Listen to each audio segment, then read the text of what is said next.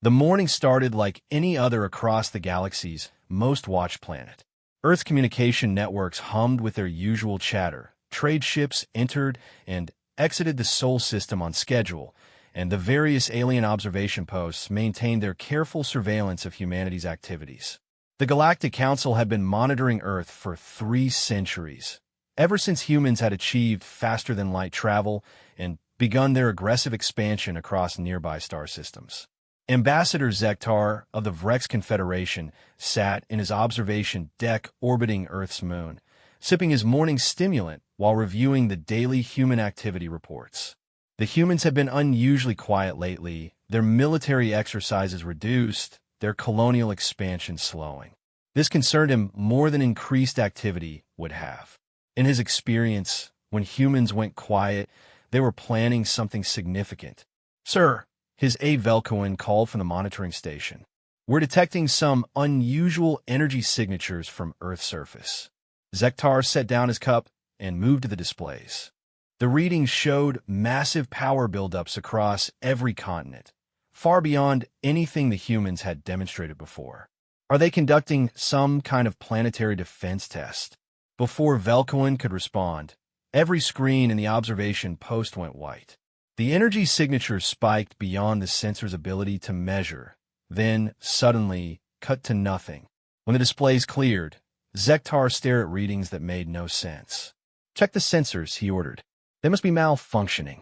Velkoin's tentacles danced across the controls, running diagnostic after diagnostic. "Sir, all systems are functioning perfectly. The readings are accurate." The displays showed Earth as it had always been: blue oceans, white clouds, green and brown continents. But the bioscanners detected no human life signs. Not one. 9 billion humans had simply vanished. Across the galaxy, similar scenes played out in observation posts, diplomatic stations, and intelligence-gathering facilities. The Hegemony's massive listening post near Proxima Centauri detected the same impossible readings. The collective's deep space monitors recorded the exact moment when human neural patterns disappeared from their psychic detection grids. Even the ancient and powerful ascended ones, who rarely concern themselves with younger species, took notice when their reality-sensing equipment registered the sudden absence of humanity's chaotic life force. Within hours, emergency sessions convened across the galactic political landscape. The humans have been a constant concern for the established powers. Young, aggressive, unpredictable, and technologically innovative in dangerous ways. They had colonized 17 star systems in just 2 centuries, established trade relationships with dozens of species, and shown an alarming tendency to solve problems through direct action rather than the careful diplomacy preferred by older civilizations. High Counselor Nexus Prime of the Galactic Council called an emergency session. Representatives from 53 major civilizations gathered in the crystal amphitheater orbiting the galactic core, their various forms of communication creating a cacophony of concern. "The human question appears to have resolved itself," announced Nexus Prime, his crystalline form glowing with controlled satisfaction. "Preliminary reports suggest they may have triggered some form of dimensional cascade failure in their experiments with exotic matter." Counselor Thekma of the Silicon Lords disagreed. "Our analysis suggests external intervention. The energy patterns are consistent with advanced transportation technology far beyond human capabilities." "Irrelevant," interrupted Ambassador Korath of the Star Empire. "What matters is they're gone. Their colonies are empty, their ships abandoned in space, their worlds ready for proper stewardship by more mature civilizations." The debate continued for hours, but the conclusion was unanimous. Humanity's disappearance, whatever the cause, represented an opportunity to redistribute their territories among the established powers. Within days, fleets began moving toward human space to claim the abandoned worlds and their resources. The Vrex Confederation claimed the outer colonies, rich in rare minerals. The Hegemony moved to secure the industrial worlds with their advanced manufacturing capabilities. The collective sought the agricultural planets to feed their growing population. Even smaller powers like the Trade Federation sent ships to claim whatever scraps remained. None of them noticed the subtle changes occurring throughout human space. Deep beneath the surfaces of abandoned worlds, ancient machinery hummed to life. Automated systems that had been dormant for centuries began their programmed sequences. In the vast emptiness between stars, invisible to conventional sensors, something vast and patient began to move. The galaxy's powers celebrated the end of the human problem, dividing up the spoils of empty worlds and abandoned technology. They saw only an opportunity, a gift of territory, and resources left behind by a species too young and reckless for their own good. They failed to notice that in the deepest parts of space, where no civilized species dared to venture, construction facilities that had been hidden for 500 years were beginning to activate. The humans hadn't vanished through accident or outside intervention. They had simply gone home to prepare for war. 3 months after humanity's disappearance, the galaxy had settled into a new normal. The former human territories were being efficiently divided among the major powers, with only minor skirmishes over the most valuable worlds.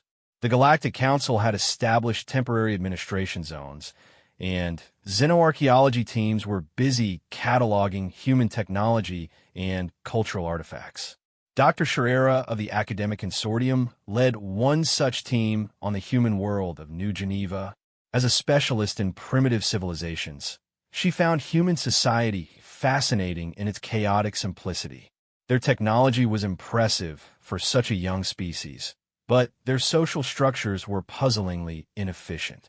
Professor called her assistant Yulgon from across the abandoned human command center. I think you should see this. Scherera approached the display where Yulgon had been analyzing human data storage systems. The screens showed what appeared to be historical records, but the dates didn't match known human chronology. These files are labeled as being over 12,000 years old, Yulgon explained. But humans only achieved space flight 800 years ago. It must be a filing error. Scherera studied the data more carefully. The records detailed massive construction projects in deep space, the establishment of hidden facilities far from any inhabited system, and something called the long preparation. The files described humanity not as a young species stumbling into the galaxy, but as the return of something ancient and patient. Run a deep analysis on the data structure, Scherera ordered. Check for signs of tampering or artificial aging. The results were disturbing. The files were genuine, created exactly when their timestamps indicated. According to these records, humans had achieved spaceflight not 800 years ago, but over 12 millennia ago. They had explored the galaxy thoroughly, mapped every civilization, studied every species, and then deliberately withdrawn to the outer darkness beyond the galactic rim. The records spoke of a great enemy, something that had driven humanity from their original home among the stars.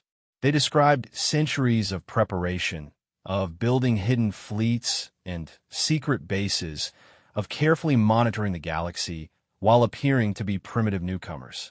Professor, Yulgon's voice carried fear. There are star charts here. They show the locations of every major civilization's homeworld, every military installation, every hidden base we've kept secret for millennia. How could primitive humans have known about our classified facilities? Scherera felt a chill run through her biomechanical systems. The implications were staggering. If these records were accurate, then humanity's recent appearance in the galaxy wasn't first contact. It was reconnaissance. Every trade relationship, every diplomatic exchange, every conflict had been carefully orchestrated to gather intelligence.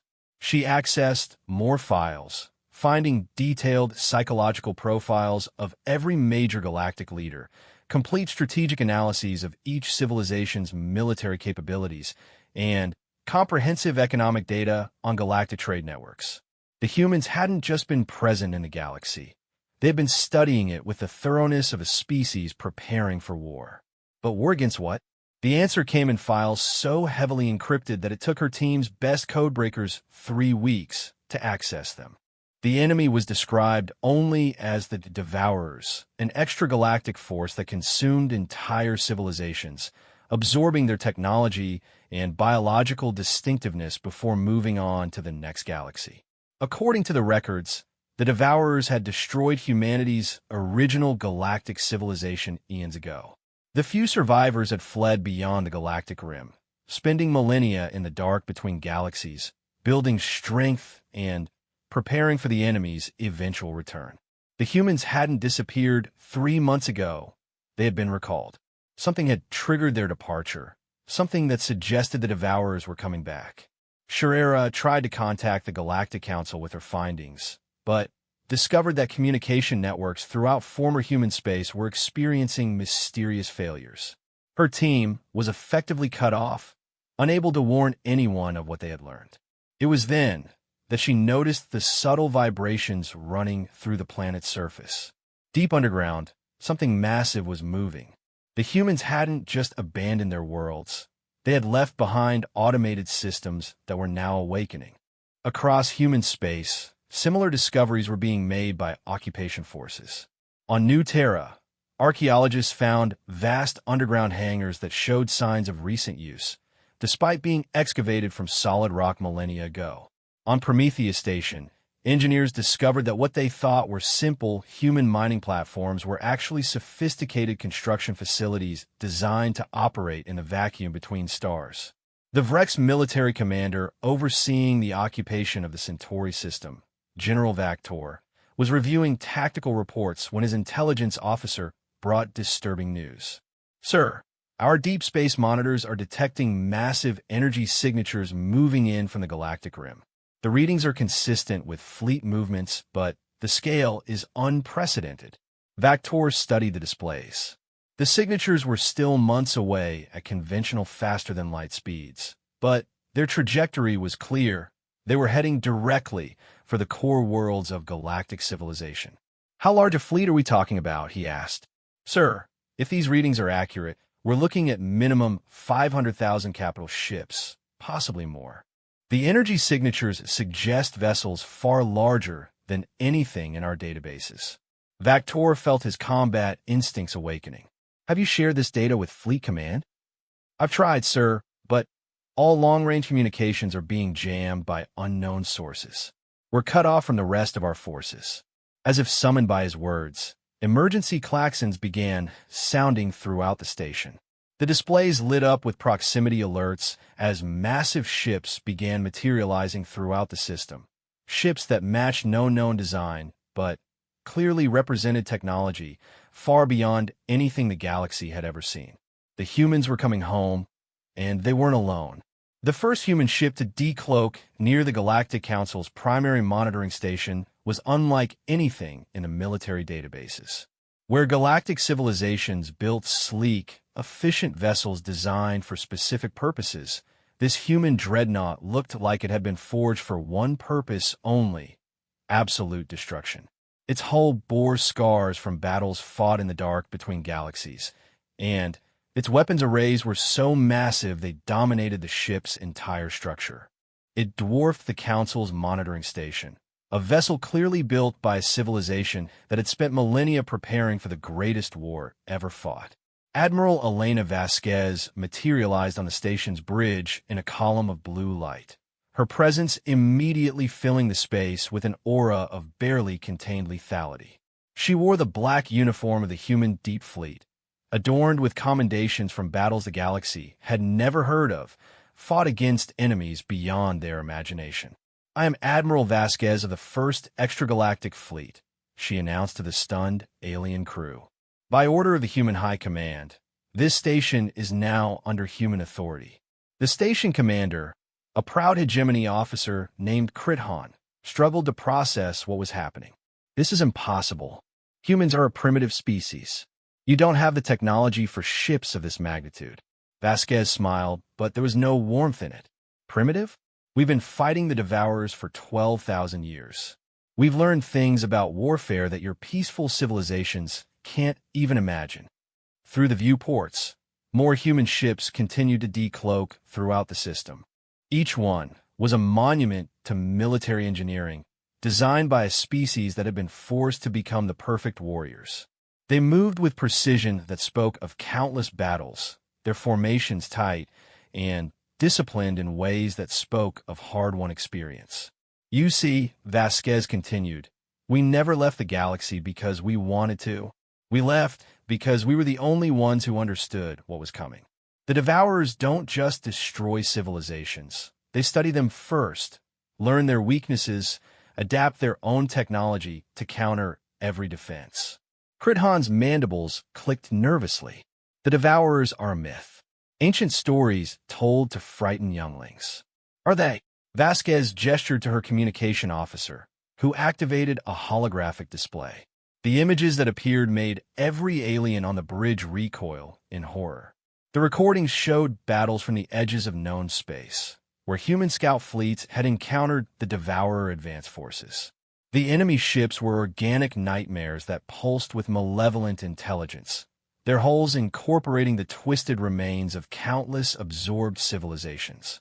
They moved like living creatures, adapted and evolved their tactics in real time, and left nothing behind but empty space stripped of all matter. They've been probing the galactic rim for the past 50 years, Vasquez explained. Learning your languages, studying your technology through captured ships and communication intercepts. They know everything about every civilization in this galaxy. She paused, letting the implications sink in. Everything except humans. Because we've been hiding in the void, building fleets they've never seen, developing weapons they can't counter because they've never encountered them. The display shifted to show the human fleet's true scale. 500,000 ships wasn't an estimate. It was a conservative count of just the first wave. Behind them, stretching back into the dark between galaxies, came manufacturing ships, supply vessels, hospital ships, and civilian transports carrying billions of humans who had lived their entire lives preparing for this moment.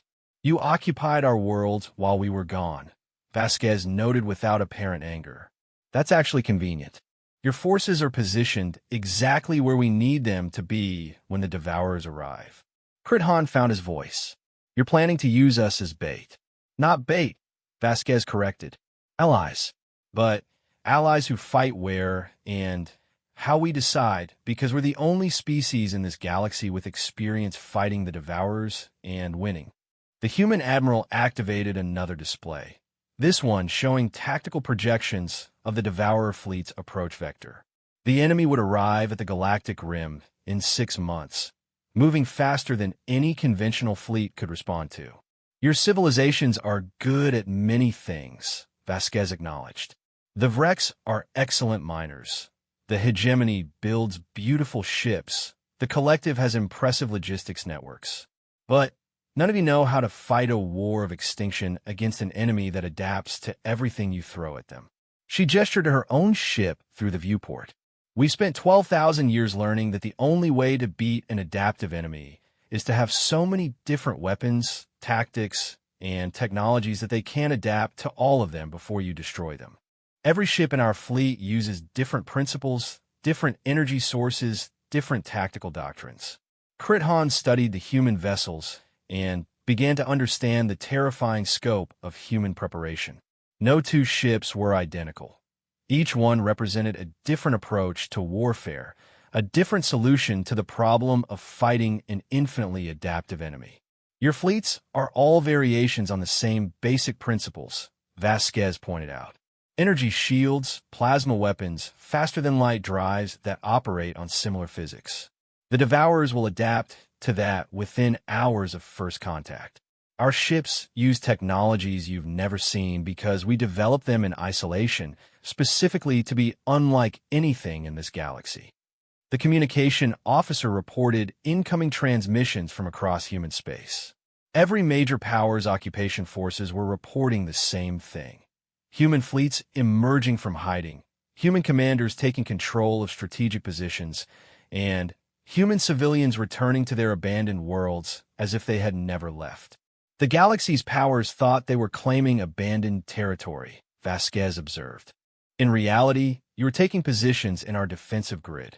Every world you occupied, every base you established, every fleet deployment you made, We guided all of it through careful intelligence manipulation. She stood to leave, her form already beginning to shimmer with transport energy. The War Council convenes in 72 hours at Earth. Every civilization will send representatives, because the alternative is facing the Devourers alone with your current technology.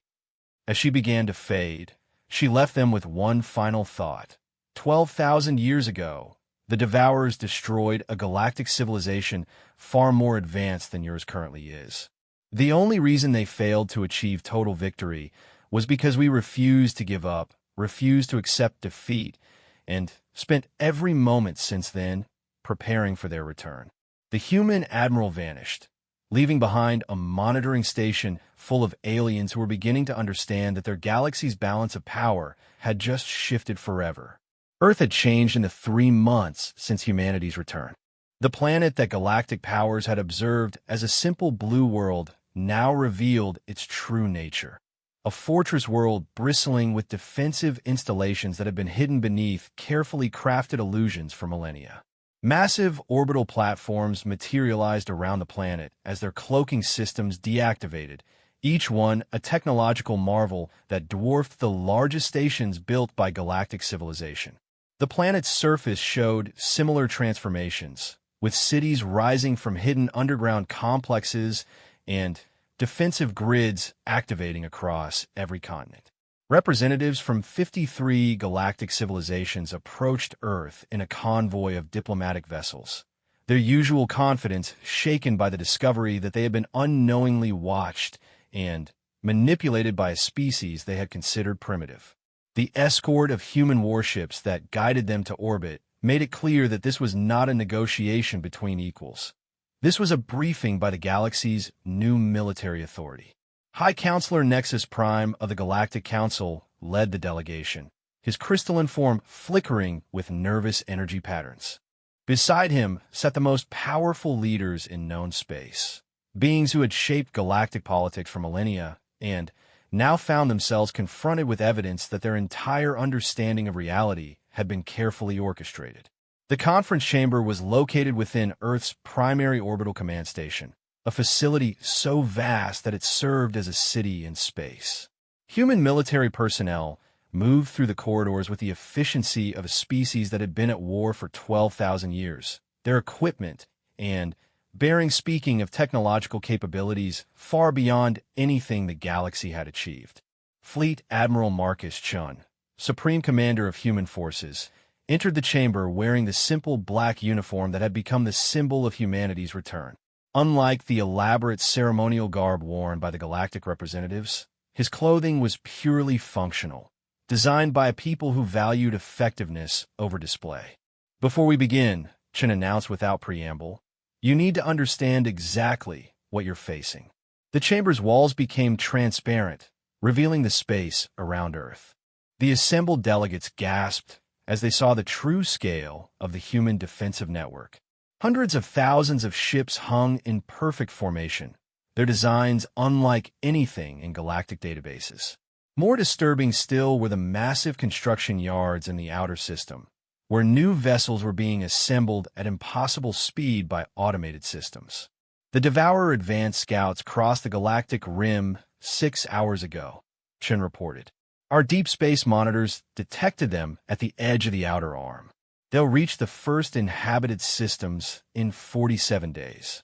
Counselor Thekma of the Silicon Lords processed this information with electronic precision. How is this possible? Our own monitoring networks detected nothing. Because they're not using faster-than-light travel as you understand it, Chen explained. The Devourers move through folded space, existing partially outside normal dimensions. They can cross vast distances without creating the energy signatures your sensors are designed to detect. The display shifted to show long-range reconnaissance data gathered by human scout ships. The images revealed a fleet that defied comprehension.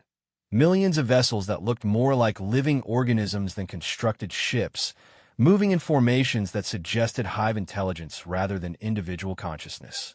Each Devourer ship contains the absorbed knowledge and technology of hundreds of civilizations, Chun continued.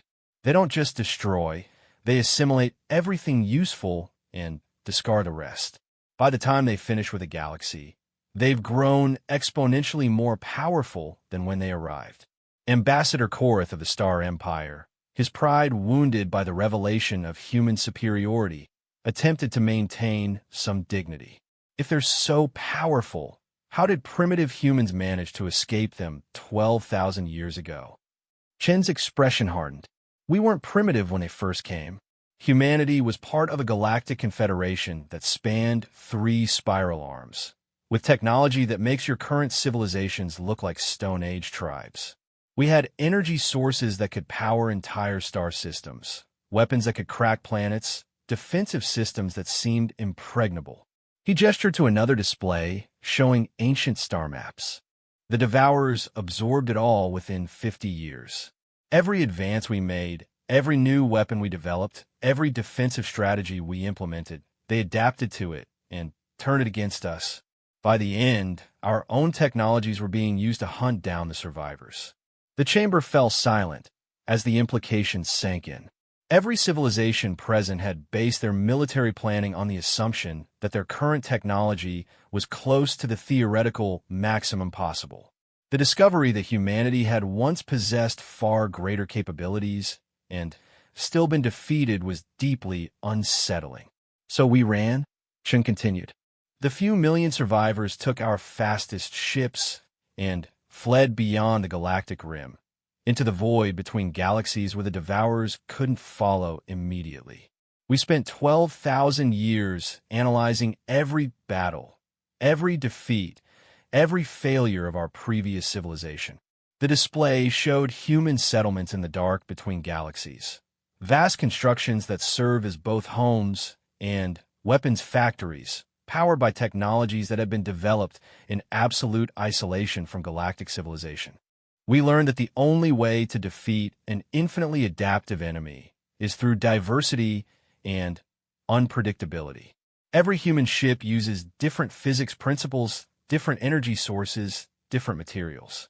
When the Devourers analyze one of our technologies, they can't apply that knowledge to the rest of our fleet. General Vactor of the Vrex military studied the tactical displays with professional interest. You're asking us to trust strategies developed by refugees and exiles. What makes you think you can succeed where your advanced ancestors failed? Chen smiled grimly. Because this time, we're not fighting to preserve civilization. We're fighting to exterminate the Devourers completely. Our ancestors tried to defeat them while maintaining their peaceful, scientific society. We've spent 12,000 years becoming something they never imagined. A species entirely devoted to warfare. He activated a new display showing the construction yards around Earth. Every human child born in the void was raised from birth to understand one thing, that eventually we would return to destroy the enemy that drove us from our home. Our entire civilization became a weapon designed for one specific purpose. The assembled delegates watched automated systems assembling warships at incredible speed, each vessel incorporating technologies that seemed to violate known physics. Weapons that fired concentrated gravity, shields that existed in multiple dimensions simultaneously, engines that drew power from the quantum vacuum itself. You've had 12,000 years of peaceful development, Chun pointed out. You've built beautiful civilizations, advanced science, created art and literature and philosophy. We've had 12,000 years of preparation for genocide. Which approach do you think is more likely to succeed against the Devourers? The question hung in the air like a challenge. The galactic representatives began to understand that they weren't just facing an external threat. They were being offered a choice between cooperation with humanity's military authority or facing the Devourers with their current capabilities. The first wave of Devourer scouts will reach your outer colonies in 6 weeks, Chen announced. Our fleets are already moving to intercept them. You can either coordinate your forces with ours under human command, or you can face them alone with weapons they've already learned to counter from our ancient databases. High Counselor Nexus Prime's crystalline form pulsed with reluctant resignation. What are your terms for this alliance? Chen's answer was as direct as everything else about humanity's return. complete military authority during the war, with all galactic fleets under human command. In exchange, we'll share our anti-devourer technologies and strategic knowledge with your forces. The chamber erupted in protests and demands for clarification, but Chun cut through the noise with quiet authority. The choice is simple. Accept human leadership for the duration of this war, or watch your civilizations get absorbed into the devourer collective consciousness within a year. As the delegates argued among themselves, Chun left them with one final piece of information. The devourers aren't just coming to conquer this galaxy. According to our intelligence, this is their final expansion before beginning the journey to the next galaxy cluster. If they succeed here, they'll have enough accumulated technology and biomass to take on targets we can't even imagine. The war for galactic survival was about to begin, and humanity intended to make sure it ended with the complete destruction of the species that had driven them from their original home among the stars. The Devourer main fleet emerged from folded space at the edge of the Kepler sector like a plague of mechanical locusts, their biomechanical ships stretching across light years of space in formations that hurt to look at directly. After 6 months of brutal skirmishes with the advanced scouts, the galaxy's defenders had learned to fear the sight of their twisted hulls that incorporated the remains of countless absorbed civilizations. Admiral Elena Vasquez stood on the bridge of the human flagship Retribution, watching the enemy fleet's arrival through sensors that operated on principles the Devourers had never encountered. Around her, the combined galactic fleet waited in positions that had been carefully chosen based on 12,000 years of tactical analysis. Final fleet count, she requested from her tactical officer. 8.7 million Devourer vessels confirmed, Admiral. Mass approximately 47 times larger than our combined forces. The numbers would have been terrifying to any conventional military force, but humanity had learned long ago that conventional thinking was useless against the Devourers. Their strategy didn't rely on matching the enemy ship for ship, but on exploiting fundamental weaknesses that could only be discovered through millennia of careful study. Signal all human vessels, Vasquez ordered. Execute Protocol Prometheus in 30 seconds. Signal Allied fleets to begin their diversionary attacks on schedule. Through the command network, she could sense the readiness of 500,000 human ships, each one unique in design and purpose, crewed by people who had been born for this moment. Behind them, the Galactic Alliance fleets prepared for their role in humanity's carefully orchestrated plan. The Vrex Confederation's mining vessels had been retrofitted with weapons designed to destabilize Devourer biohulls. The Hegemony's beautiful ships carried human-designed reality anchors that would prevent the enemy from folding space. The Collective's logistics network had been converted into a delivery system for exotic matter weapons that existed in multiple dimensions simultaneously. Prometheus sequence initiated, reported the tactical officer. All human vessels confirm ready status. What happened next had been planned for 12,000 years. Every human ship simultaneously activated technologies that the Devourers had never encountered because they had been developed in complete isolation from galactic civilization. Weapons that fired bullets made of compressed spacetime. Shields that existed in 11 dimensions simultaneously. Engines that moved ships through folded reality itself. The first wave of human attack ships struck the Devourer fleet's outer perimeter using tactics that defied conventional physics. They appeared and disappeared seemingly at random, their weapons causing damage that the enemy's adaptive systems couldn't analyze because the principles involved were entirely foreign to absorbed galactic technology. Devourer response patterns indicate confusion, reported the intelligence officer. Their adaptation protocols are failing to categorize our weapon signatures. This was exactly what humanity had hoped for. The Devourer's greatest strength, their ability to adapt to any threat, became useless when confronted with technologies that operated on principles they had never absorbed from previous conquests. But Admiral Chun, commanding the overall battle from Earth's orbital fortress, knew this advantage would be temporary. All fleets advanced to Phase 2 positions. Vasquez began the Pandora sequence. The second phase of the assault involved something no galactic civilization had ever attempted: the coordinated detonation of artificial black holes throughout the Devourer fleet formation. Human ships that had been designed as sacrificial weapons dropped their exotic matter cores directly into enemy vessels, creating gravitational anomalies that the Devourers couldn't counteract because they violated the physics underlying their biomechanical systems. Entire sections of the enemy fleet began collapsing inward as space itself became unstable around them. But the Devourers weren't helpless. They began adapting to even these unprecedented attacks, their ships beginning to show resistance to gravitational weapons as they absorbed and analyzed the wreckage of their destroyed units.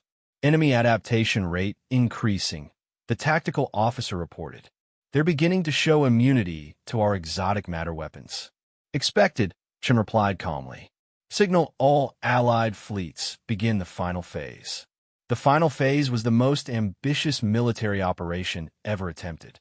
Every galactic civilization's fleet simultaneously activated human-provided technology that temporarily merged their consciousness with the quantum computers aboard human vessels.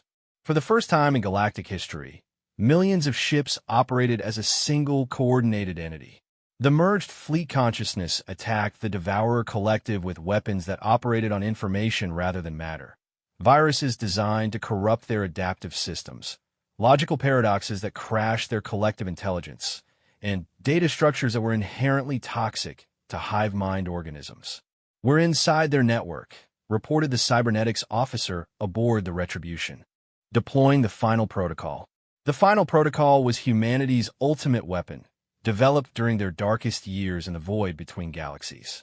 It was a piece of information, a concept so fundamentally destructive to collective consciousness that exposure to it caused irreversible damage to any hive mind organism.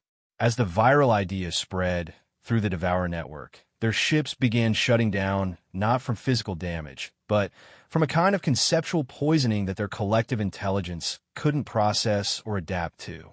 Millions of vessels went dark simultaneously as their crews experienced something no Devourer had ever felt: individuality. Enemy fleet status? Chen requested. 93% of Devourer vessels have gone offline, came the reply. Remaining ships are showing signs of complete tactical breakdown. They're fighting each other, Admiral. On the tactical displays, the remaining Devourer ships fired on each other as their newly individualized crews struggled with concepts like personal survival and independent thought.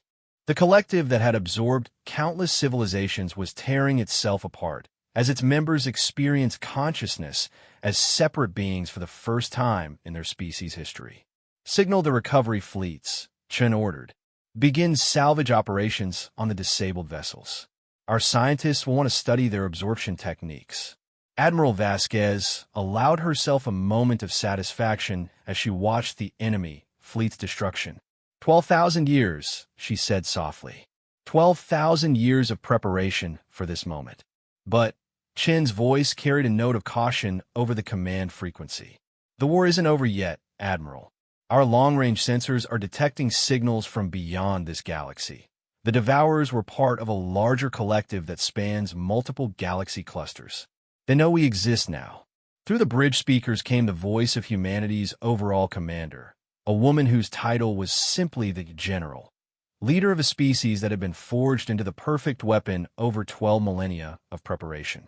All human forces, this is command. Phase 1 is complete. Begin preparation for Phase 2. We're taking the war to their home galaxies. It's time to finish what they started 12,000 years ago. As the Galactic Alliance fleets began recovery operations, human ships were already activating the deep space engines that would carry them beyond the galactic rim. The species that had once fled in terror from the Devourers was now ready to hunt them across the universe, armed with technologies developed in the darkness between stars and driven by 12,000 years of carefully cultivated hatred. Humanity had returned not as refugees seeking sanctuary, but as exterminators who would not rest until every trace of their ancient enemy had been purged from existence. The galaxy was safe, but the war was just beginning, And this time, it would be fought on humanity's terms, with weapons the Devourers could never have imagined because they had been forged in the crucible of absolute vengeance. The humans had disappeared overnight, but they had returned as something the galaxy had never seen before, a species that had transformed itself into the perfect instrument of destruction, focused on a single purpose that would drive them across the universe until their enemy was completely extinct.